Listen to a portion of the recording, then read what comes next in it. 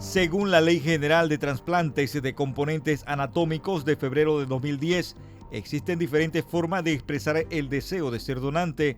Entre ellos están plasmar ese deseo de ser donante cuando expida la cédula, licencia de conducir o el carnet de seguro social, además de una carta notariada. Pese a esto, en ocasiones los familiares de donantes en vida no respetan la voluntad de este y se oponen a que se realice la extracción de órganos de la persona fallecida a través de un proceso denominado procura de órganos, que no es más que donantes cadavéricos, que es cuando se detecta que un paciente enfrenta una situación probable de muerte o con muerte cerebral declarada. Un equipo se acerca a los familiares de esa persona y le expresa la voluntad de ella de donar sus órganos. Para tener una idea más clara, de 10 pacientes que declararon su voluntad de ser donantes, unos 4 aceptan la voluntad de la persona, con lo que se pierde la oportunidad de darle vida a unas 6 personas que requieran de trasplante de órganos. Donar es regalar vida. Este gesto solidario y altruista permite salvar y mejorar la calidad de vida del paciente. El trasplante es la opción que sigue para un paciente que los medicamentos ya no le son una posibilidad de cura. A nivel nacional, existe una lista de espera para trasplantes. Sin embargo, la selección de quién recibirá el órgano depende de la compatibilidad, edad del paciente, aspectos clínicos del donante y la nacionalidad. Hoy, en A Profundidad, conoceremos cómo es tratado el proceso de donación de órganos de nuestro país. ¿Se requiere otra legislatura para que sea más eficiente el proceso de donación? ¿Cómo ha cambiado la vida de quienes han sido trasplantados? ¿Qué tipo de trasplantes se hacen en el país? ¿Se requiere más divulgación para orientar a la población sobre la importancia de la donación de órganos? Nuestros invitados de hoy nos hablarán sobre este tema. ¿Qué tal, amigos? Bienvenidos a Profundidad, como siempre, tratando temas de interés. En esta ocasión vamos a conversar sobre trasplante, la importancia de la donación de órganos en nuestro país. Como siempre, les saluda Carlos Iván Rivera. Tenemos invitados especialistas en el tema y también vamos a contar con la experiencia de uno de ellos en cuanto a trasplantes de órganos. Nos acompaña, como siempre, Sara Ruiz. Sara, ¿cómo estás? Muchísimas gracias, Carlos. Bienvenidos a nuestra teleaudiencia y a nuestros radioescuchas nuevamente a otra edición de su programa A Profundidad.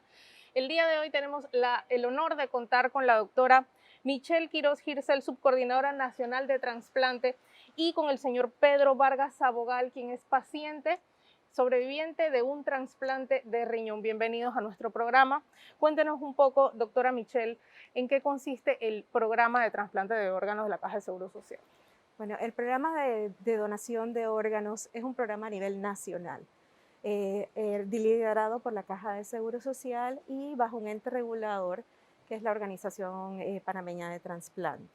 En él engloba varios programas de trasplante. Dentro de esos tenemos el programa de renal, el programa hepático, el programa de córneas, el programa de células hematopoyéticas y el programa de corazón, que es el más nuevo dentro de nuestro país. También nos contamos con la presencia del señor Pedro Vargas Sabogal. ¿Ha tenido una experiencia usted en cuanto a este tema de trasplante? Porque no solamente ha sido uno, sino que ya han sido varios trasplantes que se le ha aplicado. Si nos puede hablar de esa experiencia, los cambios que usted ha sentido en su organismo luego de estos trasplantes. Bueno, sí, en efecto, buenos días. Como paciente que ya estoy a punto de cumplir 51 años de vida,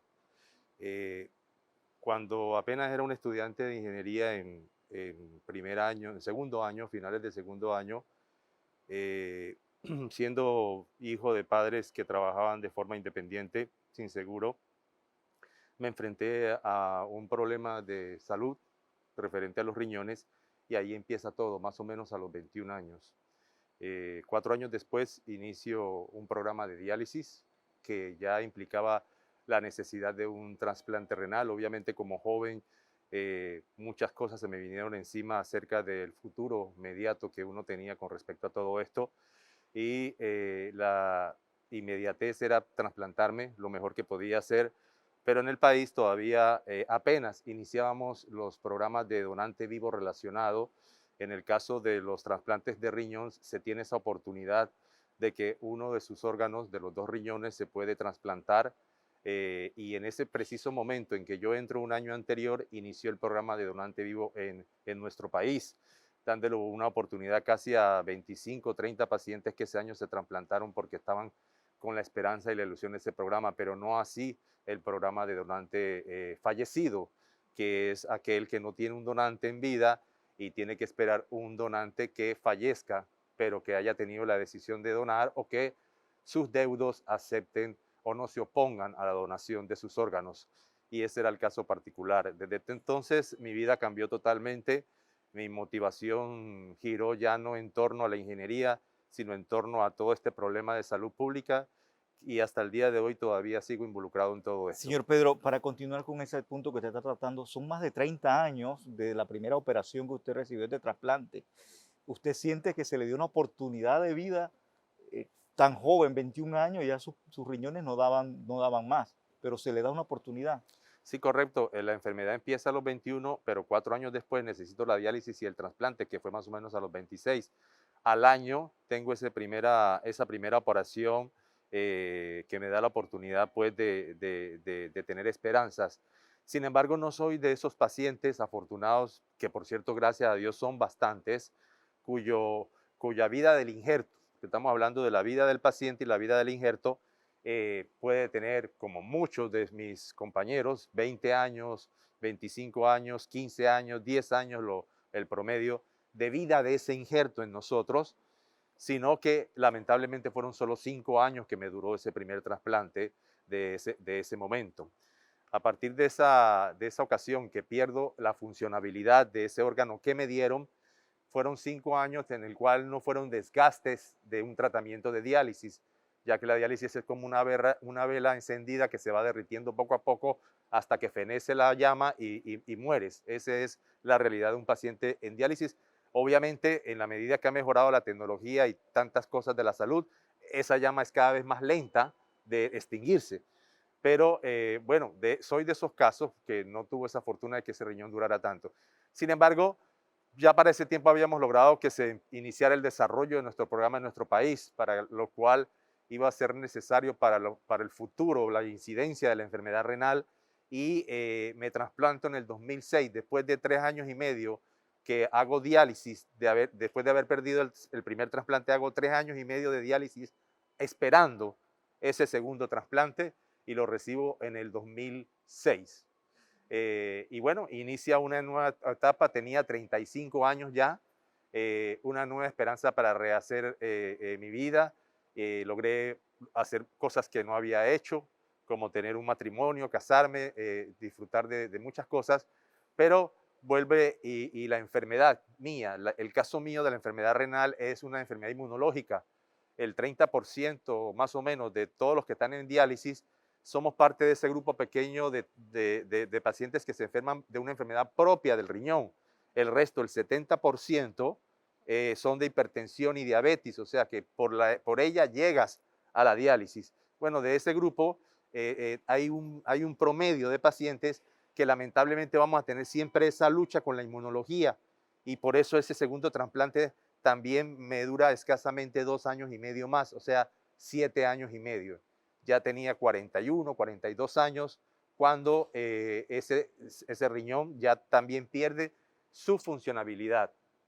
Y es entonces cuando inicio de nuevo un programa de diálisis por tercera ocasión, y ya poder recibir un tercer riñón era más complicado porque tenía demasiados anticuerpos, un 100% de anticuerpos en mí, que tenía que conseguir algo parecido a la compatibilidad de hermanos. Y esto era casi que un milagro conseguir un donante de este tipo. Así que yo no pierdo la esperanza, a pesar de que los doctores me planteaban otras cosas como mejorías en la sobrevida en diálisis. Yo, empeñado en tener otra oportunidad, pues me preparé y esperé, pero esta vez la espera fue más larga. Fueron 7 años y medio esperando ese tercer trasplante, y se dio en septiembre del año pasado. 24 de septiembre se dio ese tercer trasplante, y bueno, y aquí estamos todavía. De hecho, como paciente, como te digo, hay historias de compañeros con una sobrevida bien alta de muchos años, de calidad de vida y todo aquello. Pero también tengo que decir que también tenemos historias muy tristes de muchísimas personas que se quedaron en el camino. Bueno, muchísimas gracias por su experiencia, de verdad que es algo muy enriquecedor para todos. Doctora Michelle, cuéntenos un poco sobre el programa de donante vivo. ¿Cuál es la diferencia con el donante fallecido para documentar a la teleaudiencia? Okay. Nosotros contamos con dos tipos de programas, la donación en vida y la donación en fallecidos. La donación en vida es, por ejemplo, que usted tenga un familiar o un paciente que está con un problema de insuficiencia renal. En este caso solamente tenemos eso en el programa de renal o en el programa de células hematopoyéticas, ¿verdad? Entonces, ¿qué sucede? Usted tiene, ¿verdad?, la opción de que alguno de sus familiares, ya sea en el 4º grado de consanguinidad o 2º grado de afinidad, puedan hacer el protocolo, la evaluación de los estudios para ver si pueden donarle a usted uno de sus riñones, ¿verdad?, o células hematopoyéticas para recuperar su condición de vida y poder ser productivos. Doctora, cuando hablamos de 4º grado de consanguinidad, perdón, estamos hablando de las personas directas a ustedes, hermanos, padres, si tienen abuelos jóvenes, hasta primos hermanos que pueden llegar a donar. Y en cuanto a afinidad, hablamos de las parejas que están casadas, ya sean los esposos o esposas, los cuñados, ¿verdad?, los suegros. Son las personas que pueden acercarse a hacer los protocolos para ver si podrían dar una donación.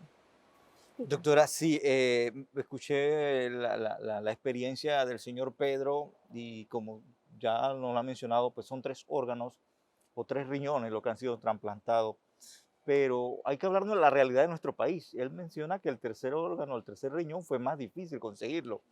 ¿Cuál es la realidad que viven nuestros pacientes en el país en cuanto a este tema de conseguir el órgano para su trasplante? Estamos hablando no solamente de riñón, estamos hablando de corazón, estamos hablando de córnea, bueno, los diferentes órganos necesarios que requieren muchos de estos pacientes para seguir viviendo. Ajá. La realidad de nuestro país es que no podemos hablar de que el panameño no tiene la voluntad de donar, pero sí tenemos que cambiar la cultura de la donación, hablar más sobre estos temas en casa, a través de las redes, a través de actividades sociales, y necesitamos mucho del apoyo de la sociedad. ¿Por qué razón? El desconocimiento del tema crea temores, crea diferencias y tenemos que promover más la cultura. La población, cuando se les habla y se les aclara la situación, se le quitan los miedos, podemos lograr empatía con respecto a los temas de donación. Mientras tanto, no hagamos eso, no promovamos y haya mucha desinformación, vamos a tener mucha negativa ante la donación. ¿Y qué implica esto? Que los pacientes, ¿verdad?, demoran en una lista de espera, esperando por una donación de un órgano mucho tiempo, ¿verdad? También es importante que si usted toma la decisión de donar en vida, comuníqueselo a sus seres allegados.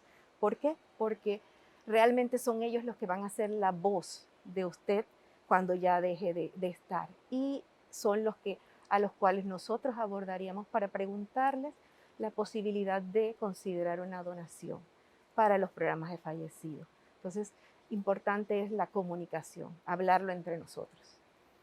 Así es. Doctora, cuéntanos un poco qué características debe tener un donante vivo para poder ser candidato a, pues obviamente, hacer este acto de amor, y un donante fallecido, ¿qué características debe cumplir? Bueno, primero tiene que ser personas a partir de la mayoría de edad, ¿verdad? Con una salud mental sana, debe tener una condición de vida saludable, ¿verdad? Y acercarse a lo que son los protocolos del programa, donde van a requerir una serie de evaluaciones y una serie de pruebas para considerar a ver si son aptos o no para la donación en vida, ¿verdad? Porque usted puede perfectamente bien donar un riñón y seguir viviendo sin ningún problema, siempre y cuando todos tenemos que saber que tenemos que cuidar nuestra salud. Los hábitos deben ser desde inicios, siempre, toda una vida. El vivo ejemplo es el que nos ha mostrado el señor Pedro, y como ha mencionado, En una etapa muy joven empezó a tener problemas renales, empezó con su tratamiento, pero inclusive luego de ser trasplantado pudo hacer una familia, hacer un hogar, tener hijos. Eh, ¿Cuál es la situación real de nuestro país? ¿Cuántas personas están en fila de espera si mantiene una cifra aproximada de donantes? Y sobre todo, ¿no? La promulgación que se debe hacer mayormente, la orientación, porque quizás muchos de pronto soy donante, pero ya después me arrepiento porque no recibo la gran cantidad de información y en el último momento me arrepiento. Ujú. Para nuestros programas, sí, para el programa de trasplante renal tenemos actualmente 140 personas en lista de espera. Parece una cifra baja en comparación con la cantidad de pacientes que hay en programas de reemplazo renal. Realmente lleva una serie de protocolos y una serie de pruebas que tienen que hacerse para poder entrar y una condición para poder entrar a una lista de espera. Así que más o menos esta es la cifra que contamos para ese programa. Para el programa hepático hay en preparación varios, bueno, porque hemos tenido unos donantes este año que nos permitieron reducir la lista de espera. ¿Qué tipo de órganos son los más necesarios? Bueno, realmente en el Panamá estamos con el programa de renal, el programa de hígado, el programa de corazón, córneas y células hematopoyéticas. Son los programas de nosotros actualmente. Así es, señor Pedro, cuéntanos un poco en su experiencia. Sabemos, según lo que nos ha comentado, que pues ha tenido 3 trasplantes. ¿Cómo prepara el paciente su cuerpo para recibir estos trasplantes mientras está esperando el órgano? Bueno, físicamente, desde el punto de vista clínico, casi no hay ninguna contraindicación, o sea, es noble. Lo más importante, o sea, hay una serie de protocolos, obviamente, de exámenes y todo, ¿no? Pero digamos que el que de pronto más impacta, que nos evita llegar a un trasplante, es el que no estés preparado para una cirugía, que es el corazón. Tu corazón tiene que tener un mínimo de capacidad y por lo general en esas situaciones que alguno que otro llega un momento en que no puede acceder a la cirugía. Pero en los demás exámenes, si hay algo por allí, esto por acá, son como menos contraindicados para eso. Así que hay una gran oportunidad desde el punto de vista clínico a acceder al trasplante. Y es nomás tener la decisión de decir, bueno, vamos a tomarnos unas vacaciones del tratamiento de diálisis y vamos a pensar que sean largas, va a depender de nuestro cuerpo, cómo acepte eso, cómo sea nuestra inmunología, cómo sea la enfermedad. Por ejemplo, lo que son por diabetes y hipertensión tienen muchas expectativas, ya que no es un problema inmunológico, ¿no? Entonces, el tiempo de sobrevida del injerto en este grupo de pacientes es muy bueno. Así que tener esa disposición, prepararse y esperar a que llegue el momento de esa oportunidad para su donación. De pronto quería agregar, no sé, el tema que siento yo que como consejo quiero darle a la gente es todo lo que hagamos, inclusive este cambio que vamos a tratar de tener en la ley, en donde los familiares no vayan a poder contradecir la voluntad de quien se inscribe como donante. En casi todas partes que han llegado inclusive hasta el punto de decir que todo el que no se inscriba como no donante será donante porque en vida no se opuso a la donación. Hasta lugares que llegan a este punto, que no es el que vamos a intentar en la ley acá en Panamá, simplemente con el tema del familiar. Aún en esas circunstancias, el familiar es el protagonista para acceder o no, porque la única diferencia es que el coordinador de trasplante, que es como el trabajo que hace la doctora, es que en aquellos lugares donde hay la legislación que habla de que el que no se inscribe como no donante será donante, el coordinador aborda con un poco más de decisión, pero a la hora de la verdad, si la familia dice no, aunque la ley diga que sí, no se va a hacer la donación. Entonces, nada puede hacer, por más que haga yo una ley para eso, para que la familia, si está opuesta a esa donación, no se dé. Entonces, lo principal para todos nosotros en nuestro país es hablar del tema, es saber que necesitará y la comprensión del concepto de muerte cerebral, porque ahí también puede haber confusión. los familiares con la esperanza de ver a su familiar que no lo ha perdido, cualquier movimiento que haya el cuerpo, que ya es un cadáver, le va a dar la esperanza de que la persona está viva, y no necesariamente un movimiento de un cadáver físico, de manos o de pies o de cabeza, significa que la persona esté viva. Y eso también, si no lo comprendemos, nos podemos confundir y no aceptar la donación. Así es, señor Pedro, definitivamente a pesar de las dificultades, usted es un caso de éxito de todos los trasplantes que ha recibido. Cuéntenos cuáles han sido los factores diferenciadores en su estilo de vida que lo han llevado a ser un paciente exitoso y que lo han llevado a preservar su calidad de vida hasta el momento. Oye, mira, me haces una pregunta que con pena te voy a decir que la adherencia a los tratamientos, obviamente, y el cuidado personal es parte del éxito que debemos de tener para mantenernos con vida. Pero te tengo que ser sincero, no soy de esos pacientes 100% juiciosos, te lo digo con toda sinceridad. Tampoco he sido de los peores, ni descuidado, ni del todo. Pero si tú me dices a mí que el estilo de vida que yo he tratado de mantener ha sido tratando de llegar a ese punto que tanto nos aconsejan. No sé qué porcentaje darlo, lo que sí te puedo decir es que la vida que tenemos que llevar es una vida sana, no tiene que ser extremadamente especial. Obviamente, el cumplimiento puntual de los medicamentos, porque la barrera de lo que es la inmunología, cada día se va superando más el hecho de no rechazar el órgano, en el caso de los renales, ¿no? En el caso de un hígado, ese órgano es un poco más noble, inclusive tienen mayor expectativa de sobrevida. Yo he podido ver niños que se trasplantaron a los 8 años de hígado y verlos ya con 30 y pico de años de vida, con más o menos 20 y pico años, o sea, de niños, y eso es increíble ver a esos niños de trasplante de hígado, como los adultos, o sea, cada órgano tiene su particularidad. Entonces, respondiendo, sí, un estilo de vida saludable, lo describiría en eso nada más. Y no sé si de pronto hubiera sido ese 100%, quizás puede ser que haya logrado más, pero también tengo que pensar de pronto en una situación positiva que uno ha tenido, aunque desde joven me ha costado muchísimo vivir con la sombra de que cuánto tiempo voy a vivir, ¿no? O sea, inclusive desde el primer trasplante yo vivía siempre con esa sombra, y eso sí no es aconsejable para mis compañeros pacientes.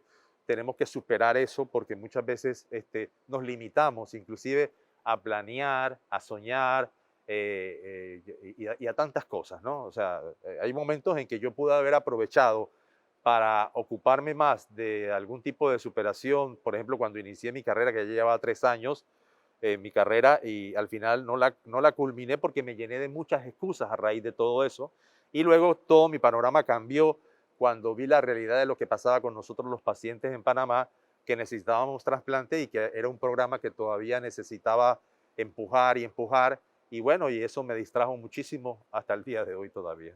Historia realmente interesante y que la ha vivido en carne propia el señor Pedro. Doctora Michelle Quiroz, es conmovedor a veces observar algunas imágenes que llegan del extranjero, en donde familias que han perdido un ser querido, sus órganos han sido trasplantados en otros. Veía el caso de una mamá específicamente que fue a conocer a un joven que fue trasplantado con el corazón de su hijo. Y la reacción al verlo fue, déjame acercarme y escuchar el corazón de mi hijo, aunque sea latir en tu pecho. O sea, son historias que conmueven porque le estás dando vida a otra persona que ya no tenía ninguna manera de existencia. Y al menos ya sentía ese palpitar de su hijo. Digo, al menos sé que mi hijo está ahí y está muy feliz. En nuestro país, ¿cuándo veremos este tipo de historias reales? ¿De dónde están viniendo los órganos que se están utilizando para trasplante? Sí. Todos los programas de trasplante a nivel mundial se lideran en base al anonimato. Obviamente países mucho más grandes, con mayores distancias, mantienen esa conducta de mantener el anonimato tanto del donante como de quien lo recibe, por diferentes razones, por los apegos emocionales. Nosotros aquí realmente, en determinados casos, sí la familia que fue donante, que aceptó la donación, quisiera saber, no le podemos comentar quiénes fueron, pero sí podemos ser el enlace para que a medida de una nota o una carta podamos llevar el mensaje a quienes recibieron esos órganos o viceversa, los receptores hacia un agradecimiento a la familia que tomó esa voluntad de donación. ¿Los órganos que se están donando provienen de cadáveres? ¿Cómo se están recuperando estos órganos? Son órganos a través de donación fallecida. La donación fallecida en Panamá es una donación que se da a nivel hospitalario, de las personas que fallecen en una condición especial que es la muerte encefálica o muerte cerebral. No es la donación que se obtiene a través de la parada cardíaca o de las personas que fallecen en la calle, no es así. Esto es bajo un tema de toda una situación médica controlada para que esa persona que perdió la vida en ese momento pase a ser un potencial donante y podamos abordar a la familia para solicitar una donación y que esos órganos pues tengan la mejor condición posible para quien lo vaya a recibir. Sara y amigos televidentes, queremos agradecer la participación del señor Pedro, que es realmente pues un ejemplo vivo de lo que puede pasar si usted dona su órgano a tiempo, puede darle la oportunidad de vida a otra persona, y él es un ejemplo vivo de eso, que ha sobrevivido, ha hecho sueños, ha vivido su vida como cualquier otro panameño, gracias a la donación de órganos, en este caso el riñón. Doctora, también queremos agradecerle por, sobre todo, ¿no? ese llamado a la conciencia de la población, porque como usted menciona, muchas personas están con la intención de donar, pero al momento de su fallecimiento son los familiares los que se niegan a cumplir la última voluntad quizás de ese familiar. Así que nosotros, mientras tanto, vamos a hacer una pausa, Sara, y al regresar vamos a conversar con la doctora Isaelis Castillo, es coordinadora hospitalaria, y también vamos a hablar con el doctor Alex González, director ejecutivo nacional de Servicios y Prestaciones de Salud de la Caja del Seguro Social. Vamos a la pausa, regresamos en breve con más de A Profundidad.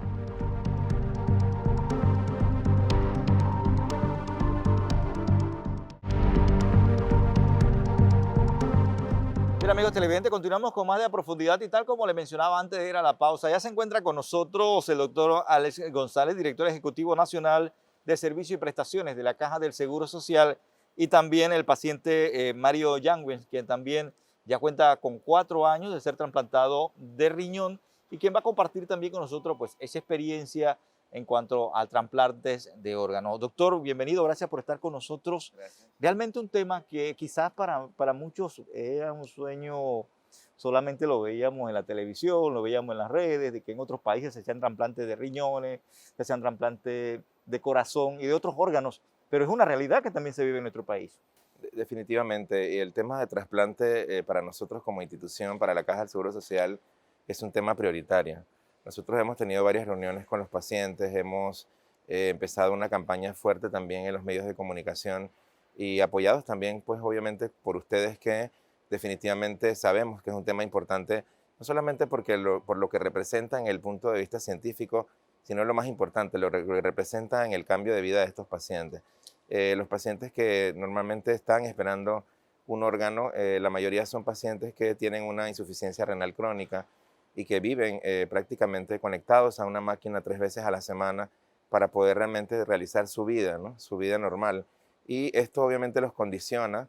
Evidentemente los programas de trasplante en cualquier país deben ser una prioridad, y nosotros estamos realmente en ese camino a tratar de hacer un proceso de transformación, y queremos obviamente también influir un poco en lo que son la parte de las leyes, porque muchas veces, como ya hemos mencionado, los pacientes en vida o las personas en vida se declaran donantes, y cuando fallecen pues sus familiares no permiten que se le pueda realmente extraer los órganos para apoyar a una persona que está esperando un trasplante, y eso es algo que tenemos que empezar a trabajar como parte de la conciencia nacional. Nosotros en la institución hemos llevado un programa de trasplante ordenado.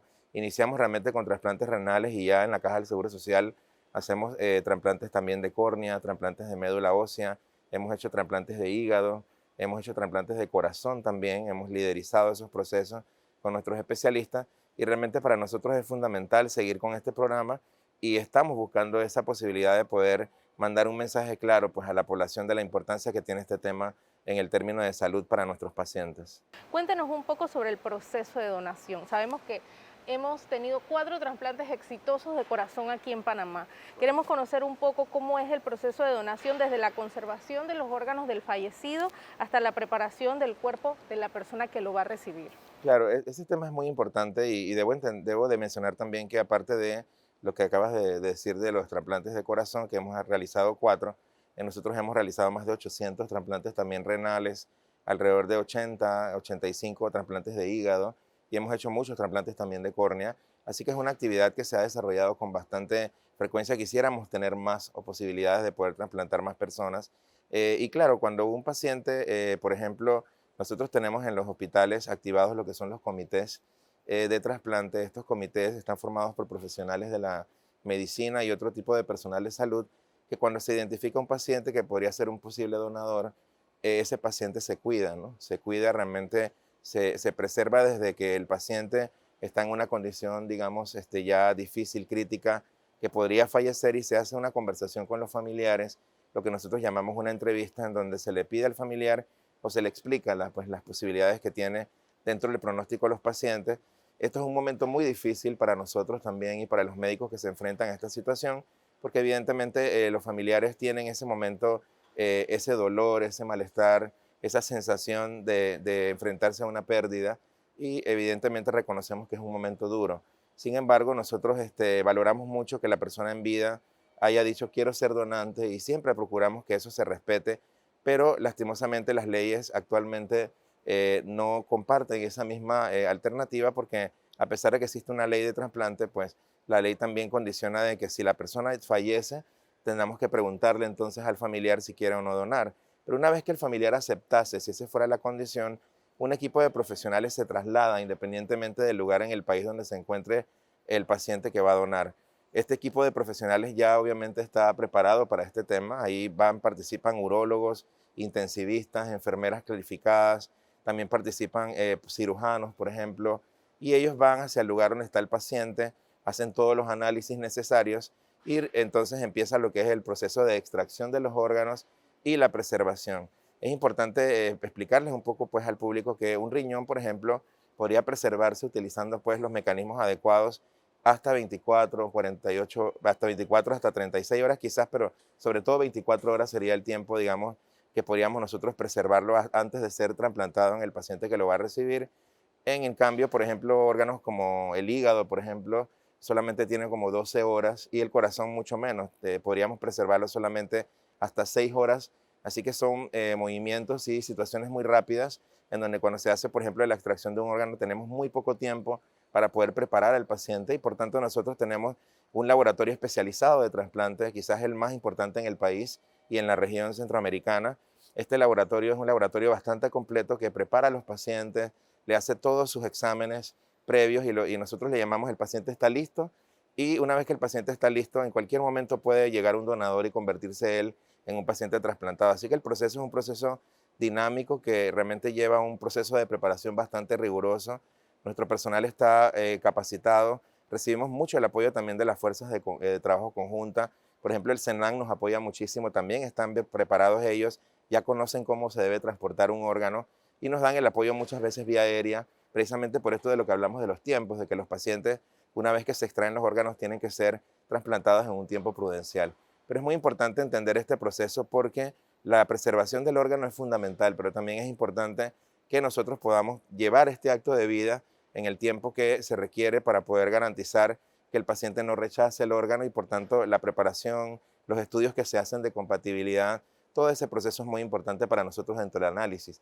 Y evidentemente es un proceso que se lleva con mucha rigurosidad, pero también nuestros profesionales están preparados para poder apoyar a los pacientes hasta el momento en que son trasplantados. Señor Mario, usted es un vivo ejemplo de esta realidad que nos está comentando el doctor González. 4 años siendo portador del trasplante de un riñón. Físicamente se ve una persona joven, saludable, que creo que en la calle nadie va a saber todo el proceso que usted ha pasado y esto quiere decir que una persona tiene otra oportunidad de vida. Claramente es así. Para mí fue un nuevo despertar. La verdad es que estuve casi 6 años en diálisis, El tiempo que estuve en diálisis estuve a punto de morir como 5 veces. Ya tuve esa experiencia y el recibir un riñón, a pesar de que tenía miedo, y hay muchos comentarios sobre el trasplante en cuanto a entre los pacientes y la población que le tienen miedo a esto, es por desconocimiento. Y hay que hacer mucha docencia en eso, porque yo estoy aquí gracias a una persona que en estos momentos no existe, pero logró darle vida a más de una persona. Y es muy importante, y es el amor al prójimo, y es dar vida después de la muerte. Muy importante, y gracias a esa persona hoy estoy aquí, y al equipo médico que se esmeró en que hoy me vea usted como estoy realmente, que no pareciera que pasé lo que pasé. Yo desde los 9 meses tenía problemas con el riñón, con los riñones, desde los 9 meses de nacido. Y hoy estoy aquí, tengo 38 años, con ganas de seguir viviendo y motivar a la población y a los pacientes a que quieran su vida. Porque la verdad, la oportunidad que yo recibí, quisiera que todos los pacientes la recibieran. Hay que hacer mucha docencia, he percibido en la prevención. En prevención es muy importante, porque se puede prevenir mucho en llegar a eso, porque lastimosamente veo en los hospitales muchas personas que llegan ya cuando se sienten mal, y se puede prevenir eso, porque muchas veces cuando llegan al hospital por lo mal que se sienten, muchas veces es demasiado tarde para una enfermedad que pudo haber sido reversible. Entonces, también es importante esa parte. Sí, Mario, cuéntanos un poco sobre tu estilo de vida, cómo mantienes la calidad de tu salud todos los días, cómo es tu alimentación, tu día a día. Sí, bueno, mi alimentación bien, importante siempre los medicamentos a la hora para mantener el riñón, buena hidratación. Sé que cuando uno está en diálisis, uno no puede prácticamente tomar agua, porque entre más líquido tomas es más esfuerzo para el corazón. Y sé que los pacientes de diálisis normalmente tienen más sed que una persona normal, lo cual es muy difícil, pero no imposible, pero sí. Es complicada esa parte cuando uno está en el tratamiento de hemodiálisis, 3 veces por semana, 4 horas. Doctor Alex González, observaba yo la situación que se está dando en nuestro país en cuanto a cierre de calle. Ya vamos para varias semanas, pero mencionaba usted que hay una situación más complicada en tema de salud. Por ejemplo, muchos pacientes, a raíz de los cierres de calle, de las manifestaciones, no han podido acudir a los centros hospitalarios para hacerse los tratamientos adecuados, y mayormente en el caso de los que sufren de riñones, ¿no? La diálisis. Sí, definitivamente esta situación para nosotros es complicada. Precisamente uno de los pacientes o los tipos de pacientes que más se afectan son los pacientes de hemodiálisis. Como mencionaba anteriormente, ellos necesitan ir 3 veces por semana a realizarse sus procedimientos de diálisis, y cuando obviamente se dan este tipo de situaciones, estábamos notando que había realmente una situación en la cual no dejaban pasar realmente ni a los pacientes ni al personal médico. Eso nos preocupó muchísimo, y por eso declaramos una alerta verde a nuestros directores médicos, para que estuviéramos tratando dentro de todo lo posible de negociar con los manifestantes y poder permitir el paso, pues, de insumos. Ayer veíamos cómo llegó, pues, finalmente los recursos de hemodiálisis para el hospital en Puerto Armuelles. Eso nos dio mucha alegría, porque estábamos tratando obviamente de migrar ese camión. Y fíjate que ahora que escuchaba a Mario, la experiencia resalta esa importancia de este proceso. Yo creo que la población, y creo que no tendría ningún objetivo este programa si al final no podemos lanzar ese mensaje de pedirle a la población que nos sensibilicemos con un tema tan importante como este. De nada sirve tener todas las leyes si nosotros como pueblo panameño no identificamos que cuando declaramos que somos donantes, si no le hablamos con nuestras familias para que al morir respeten realmente esa decisión, obviamente no vamos a poder darle más oportunidad a otros panameños. Este año, por ejemplo, hemos hecho alrededor de 12 trasplantes renales con pacientes que lastimosamente fallecieron y que sus familias permitieron que pudiéramos hacer trasplantes de órganos, y una sola persona a veces le ha dado vida a 6 personas a través de trasplantes multiorgánicos. Eso nos llena de mucha esperanza, en saber que ha habido pues una reacción que aunque sea pequeña, pues obviamente debe ser un efecto en cadena que nosotros esperamos que eso se vaya solventando, y por eso cuando escuchaba también a Mario y lo que me preguntaba sobre el cierre de las calles, yo creo que también hay que seguir trabajando en lo que él menciona de la prevención. Aquí nosotros tenemos muy poca cultura de prevención. Es raro que alguien diga tengo un médico de cabecera. Entonces, cuando ya el paciente es diagnosticado con una insuficiencia renal crónica en un grado 4 o 5, ya prácticamente entra en hemodiálisis. No tenemos esa posibilidad de identificarlo antes. Y creo que el sistema de salud también tiene que hacer cambios significativos en ese modelo de tratar de lograr que las personas se preocupen un poco más, sobre todo si tienen antecedentes en la familia de hipertensión, de diabetes, de situaciones que pueden poner en peligro su riñón. Es importante, como le decía Mario, que acudan realmente con tiempo, que se hagan sus exámenes de control todos los años para poder tratar de identificar si esos riñones tienen alguna situación que pueda ponerlos en peligro. Y mucho más nosotros como institución ahora estamos previendo también la importancia del trasplante, y por eso estamos encaminados ahora con Ciudad de la Salud. Próximamente el 30 de agosto vamos a inaugurar lo que es el Instituto de Nefrología y Trasplante, que para nosotros representa un antes y un después de la medicina en Panamá, porque a pesar de que la Caja está llevando trasplante, vamos a tener un lugar exclusivo para poder atender estas enfermedades y poder hacer estos procedimientos que evidentemente son procedimientos que dan vida y que cambian, como lo dijo Mario, la forma, ¿verdad?, la perspectiva de la vida de una persona que se mantiene pegado a una máquina, y que obviamente con el trasplante resultaría pues una solución definitiva. Y nosotros creemos que como médicos estamos comprometidos con ese proceso, y ojalá que las personas que nos escuchen pues puedan discutir este tema con sus familias y hablarlo, porque es la única forma realmente de producir cambios en la sociedad. Así es, doctor Alex. Cuéntenos, precisamente queríamos tocar ese tema del Instituto de Nefrología y Trasplantes que prontamente se va a inaugurar en la Ciudad de la Salud. Cuéntenos cómo serán los procesos a lo interno, en qué se va a diferenciar. Sabemos que van a contar con una nueva y renovada sala de hemodiálisis para los pacientes. Cuéntenos cómo se va a desarrollar. Sí, definitivamente este instituto lo que está buscando es producir un proceso de transformación en la forma en que damos salud. Nosotros ya hacemos trasplantes, pero definitivamente los procesos de trasplantes se ven afectados muchas veces porque disponibilidad de quirófanos, por ejemplo. Recordemos que los profesionales, por ejemplo, en un área como el complejo hospitalario, que es nuestro hospital, digamos, más grande, evidentemente, a pesar de que tenemos varios salones de operaciones, tenemos alrededor de 20 salones, estos son compartidos con todas las especialidades. Entonces, los procesos cuando hay que hacer trasplantes, por ejemplo, a pacientes que tienen donante vivo, se programan y tienen que hacer de acuerdo al tiempo quirúrgico que exista. Teniendo un instituto, obviamente se concentra la actividad en un lugar donde va a haber salas específicas de hospitalización, donde va a haber salas de hemodiálisis para poder atender los pacientes que estén ahí, digamos, en ese proceso. Y evidentemente también va a estar ahí el banco de sangre, que es de mucha importancia para los procedimientos, digamos, de trasplante. Así que creemos que esto va a ser un proceso de transformación fundamental. Ya hace poco abrimos el Instituto Cardiovascular y Torácico, que ya está en funcionamiento, y a medida que vayamos obviamente abriendo Ciudad de la Salud, pues evidentemente va a ser más notable ese proceso de transformación. Nosotros creemos realmente en la gente, creemos que este tema del trasplante es un tema prioritario en la salud, y es bueno que tengamos estos espacios con ustedes que nos dan esta oportunidad para poder hablarlos y poder demostrar con la presencia aquí de Pedro, de Mario, de personas que se han sometido a trasplantes y que hoy tienen una vida diferente gracias a que una persona donó sus órganos voluntariamente en vida y su familia pues respetó ese proceso. Así que estamos muy contentos con esta posibilidad de entregar esta obra, el Instituto de Nefrología y Trasplante al pueblo panameño.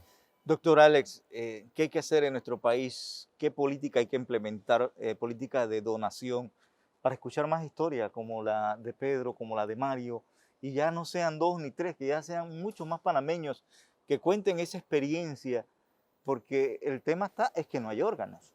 Así es. Lo primero que hay que hacer es producir un cambio significativo en el sistema de salud. Tiene que activar todos los procesos relacionados con trasplante, tanto la Caja como el Ministerio de Salud y la organización también panameña de trasplante tienen que trabajar mancomunadamente para que el tema sea realmente visible, que nosotros podamos trabajar en conjunto, y hacia allá estamos haciendo un proceso de coordinación. Nosotros en la Caja tenemos activado el proyecto después de la pandemia desde marzo del año pasado, y estamos haciendo los procedimientos y estamos enfocados en que todos nuestros hospitales pues tengan a los profesionales haciendo esa procura. Pero además de eso, yo pienso que hay que hacer transformaciones en las leyes.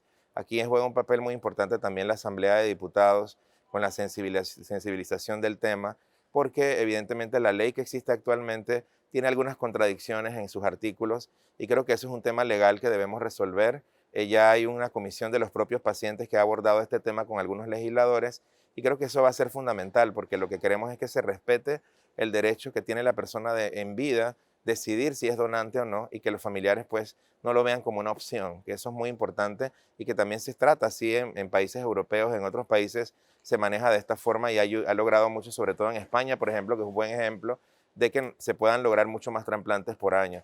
Recordando obviamente que la transformación de un paciente que está recibiendo, por ejemplo, en este caso de los trasplantes renales, hemodiálisis, y que definitivamente en el proceso del cambio se le puede dar un órgano para que cambie su vida, como lo dijo Mario, pues definitivamente es otro proceso porque ya se puede reintegrar nuevamente a su trabajo, puede hacer más actividades con su familia y le cambia la vida. Pero además recordemos que no solamente está el trasplante renal, está el trasplante de hígado, está el trasplante de córnea, que también hay muchas personas que no pueden ver y que cuando obviamente se hace este tipo de trasplante recuperan la vista y pueden también reinsertarse a sus trabajos y evidentemente estamos haciendo un proceso de transformación que tiene que ser un compromiso de todos los panameños y de todos los sectores que tenemos esa responsabilidad. Así es, doctor Alex, cuéntanos un poco con qué nueva infraestructura y tecnología va a contar el Instituto de Nefrología y de Trasplante de la Ciudad de la Salud para, digamos, modernizar todos estos procesos. Bueno, empezando que los salones de operaciones, todos son salones de operaciones inteligentes, totalmente digitalizados, con posibilidades también de hacer docencia, también con procesos de telemetría. Vamos nosotros también a tener equipos de alta generación, por ejemplo, ahí se están colocando todo lo que son equipos de imagenología de última generación, de la más alta tecnología. Es un hospital también inteligente, o sea, no hay papel, sino que todo se hace a través del proceso digital. El banco de sangre va a ser el banco de sangre más grande de toda la región centroamericana. Es un banco de sangre que también no solamente va a estar dotado de equipos, sino que va a poder proveer hemoderivados no solamente para la Ciudad de la Salud, sino también para otros hospitales a nivel nacional. Y evidentemente una de las cosas que más llama la atención es la forma en la cual se están disponiendo todo lo que son las salas de hospitalización y los procesos, por ejemplo, de digitalización también de los llamados, de las salas de recuperación, de los salones de operaciones, de las torres de trabajo para poder atender a los pacientes y creo que eso es fundamental. Nos hemos concentrado en un modelo, recordemos que la Ciudad de la Salud era un proyecto que se diseñó hace 10 años y ahora con esta nueva administración lo hemos recuperado también con el apoyo del gobierno nacional y creo que ha sido un baluarte muy importante. La población debe saber que la recuperación de la Ciudad de la Salud realmente ha sido un logro maravilloso porque es un proyecto que el pueblo merece. Y en estos días alguien me decía cuando entraba, doctor, pareciera que estuviera en Europa. Le decía, no, esto es la Caja del Seguro Social, esto es la Ciudad de la Salud. Y es lo que la gente pensaba que en un momento determinado para poder recibir una atención de ese tipo solamente podía ir a un hospital privado. Hoy estamos diciéndole a la población que tenemos la Ciudad de la Salud que definitivamente se ha convertido en un centro, en una institución que va a cambiar realmente la forma de hacer medicina en Panamá. Bien, señor Mario, sus conclusiones y ese mensaje a la población, porque gracias a la población se le da una oportunidad de vida y como usted menciona, se le da a varias personas, pueden tener una sola persona puede dar vida hasta 5 o 6 personas más en el momento de su fallecimiento. Sino muy importante eso, la conciencia, despertar esa conciencia en la población, que es importante, porque la verdad es que una vez dejemos este mundo, podemos dar vida después de la muerte. Y ese es el acto de amor más grande que puedes dar hacia el prójimo, hacia las demás personas. Esto es lo mejor que puedes dar. ¿Te imaginas, una vez después de haber dejado este mundo, poder dar parte de ti a un hijo, una madre, un padre? No tiene precio. La verdad es que le cambiarías la vida a familias enteras que valen la pena dejar un legado siempre en esta vida. ¿Sus conclusiones, doctor Alex? Sí, bueno, nada más recordar la importancia, agradecerle a ustedes en este programa de que hayan tomado un espacio para poder hablar de este tema que es tan sensible y tan importante y no puedo evitar realmente sentir emoción cuando escucho a Mario porque Creo que al final ese es el objetivo de nosotros, debe ser el objetivo de todos los médicos y de todo el profesional de la salud, trabajar para nuestros pacientes. Creo que eso es lo más importante. Si nosotros podemos hacer intervenciones que puedan dar vida a las personas, si nosotros podemos realmente lograr un proceso de transformación, aunque el país esté en este momento en una situación difícil, nosotros creemos que la salud es prioritaria y que si nosotros nos concentramos en hacer un buen trabajo, en ser buenos profesionales, en ser honestos y en ser justos con nuestros pacientes, y si luchamos mano a mano con ellos también, vamos a poder lograr mejores cosas. Así que ojalá la gente que nos escucha en el programa, en la casa, pueda hablar con sus familias de este tema, y si alguno de ustedes que nos sigue a través del programa y está viendo esta transmisión es donante porque lo ha decidido voluntariamente, le pido que hablen con su familia y que le pidan que respete eso cuando fallezca, porque eso realmente representa la vida de un paciente y el proceso de transformar otra vida que podemos darle a una persona aún después de la muerte, como lo dice María. Así es, doctor Alex, en medio de la crisis que atraviesa nuestro país, en medio de manifestaciones y protestas, definitivamente una buena noticia, una luz de esperanza para miles de panameños. Queremos agradecerle por su presencia, nuevamente por su docencia. Mario, muchísimas gracias por compartir tu experiencia con nosotros. Carlos, de verdad, muchas gracias. Este programa ha sido maravilloso, sobre todo porque estamos dando buenas noticias en un momento de crisis que Dios primero vamos a superar. Así es, Sara, y también pues agradecer a nuestros invitados en el día de hoy. Queremos escuchar más historias como la de Mario, como la de Pedro. Realmente eso es lo que motiva realmente a que cada uno de nosotros como panameños pues tengamos esa decisión final de dar vida después de la muerte. Queremos agradecer como siempre a Soho City Center por facilitarnos sus instalaciones para la producción de este programa, y a usted, amigo televidente, también le damos las gracias por su sintonía y lo invitamos para que esté con nosotros en nuestro próximo programa.